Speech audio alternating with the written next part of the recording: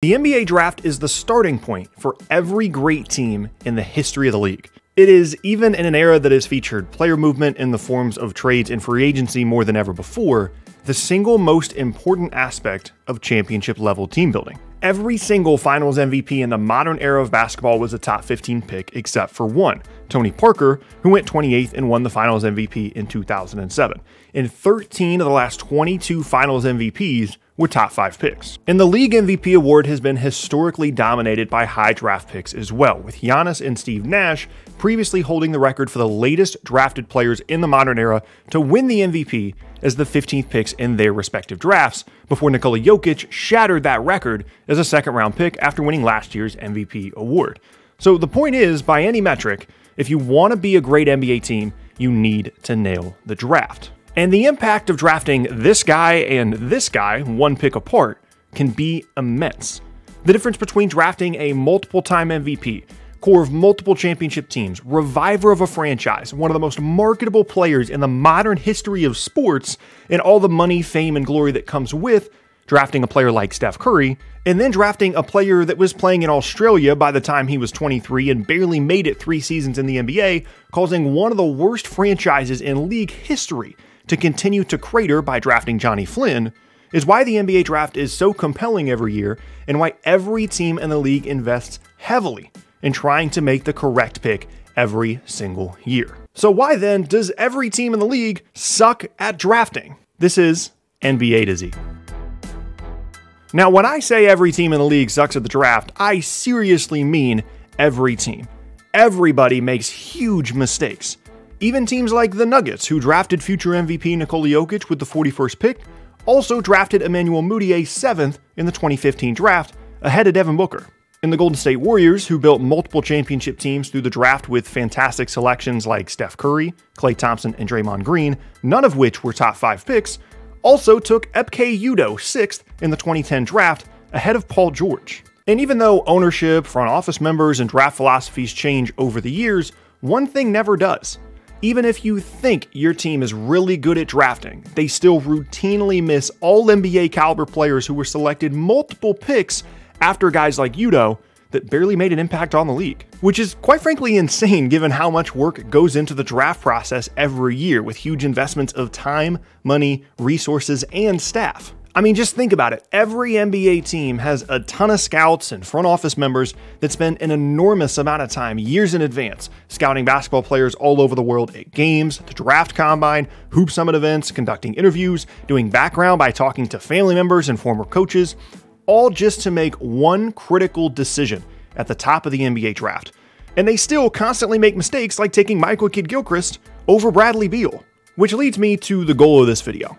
To figure out why this is so difficult, why despite a ridiculous amount of preparation by a large amount of very smart people, the NBA is still so bad at drafting. First, I wanted to find a way to classify and quantify different levels of draft busts, from complete disasters like selecting Anthony Bennett first overall, to guys like Jahlil Okafor, who was a huge disappointment as a high draft pick, but not quite on the same level as all-time busts like Bennett. So I came up with a system to assign a bust rating to each pick in a given draft and to score just how poorly each draft class as a whole was drafted. These categories include a Tier 3, Tier 2, and Tier 1 bust, each of which give a corresponding amount of points to a draft's bust rating. A Tier 3 bust are the worst of the worst. They give 3 points towards your draft rating, and these are the all-time absolute disaster picks, like Anthony Bennett first overall. A Tier 2 bust is a player that was selected highly, didn't make it to their second contract with the team that drafted them, but they aren't a complete zero. Guys like Jahlil Okafor in 2015, they give 2 points towards a draft's bust rating. And a Tier 1 bust is a solid miss, a guy that was drafted high and had a solid but not spectacular career, and thus give 1 point towards a draft's bust rating. Think guys like Michael Beasley, who was a solid player but certainly did not live up to the second overall pick selection. With these categories in mind, I wanted to start with the 2016 class and then go backwards throughout league history. I started with 2016 because I feel like that's really the most recent draft class that we can make sweeping judgments about the top picks in the class, and I wanted to start with the most recent classes and then go backwards because, in theory, With decades of experience and evidence on what makes a good NBA draft prospect, we should be getting better at drafting as time goes on, and I wanted to see if that was actually true. And so I went through the whole exercise, and guess what? There was absolutely no discernible quantitative pattern throughout the years of NBA draft history. The NBA is just as bad at drafting now as it has been throughout the modern history of the league. The 2016 and 2015 classes both graded out the worst in terms of bust rating in the 2010s decade, meaning the league did not get any better at drafting as the decade went on, and there were no clear similarities amongst players positionally, based off age, what path they took to the NBA, nothing. Which probably isn't what you expected. However, I did learn a lot about why exactly the NBA draft is so difficult to get right. And a lot of it has to do with that theory that I had that the league should be getting better at the draft as time goes on, but obviously this data indicated that that wasn't the case. The Grizzlies selected Hasheem Thabeet, 2nd overall in 2009, 1 pick ahead of James Harden. Chris Paul somehow slipped to 4th in a relatively weak top of the 2005 draft. Michael Olowokandi went 1st overall in a draft that featured multiple Hall of Famers in 1998. Sam Bowie was drafted 2nd overall in 1984, 1 pick ahead of Michael Jordan, and the list goes on and on from there. Huge mistakes in the NBA draft pop up in every decade, in every year, seemingly without any progress in draft success. What did see progress over the years, however, was the league itself, and with it, the draft did as well. It went from being dominated by older players with a history of college success to the prep to pro era in which players were leaving directly from high school to join the NBA, and now to the modern one and done era, which is largely focused on the top high school recruits from the year before that entered their name in the draft after just 1 year in college. Now, to be clear, there isn't a real distinction between how good teams were at drafting during the era in which older players were selected high in the draft compared to the current one and done era. There are still plenty of mistakes across the board. However, if we assume that the NBA should be getting better at drafting over the years, this shift in the age and experience level of the top draft prospects could help explain why we aren't seeing that expected improvement. And that assumption of teams getting better at the draft over time makes complete sense to me. Teams have more evidence now as to what makes a great draft prospect. Advances in medical technology should allow for less injury-related busts at the top of the draft, and player skill development has improved markedly over the years. All of which mean there should be more success at the top of the draft now than there was in decades past, all other things being equal. However, all other things are not equal. Players are coming into the NBA younger, less developed physically, less developed as players and as people.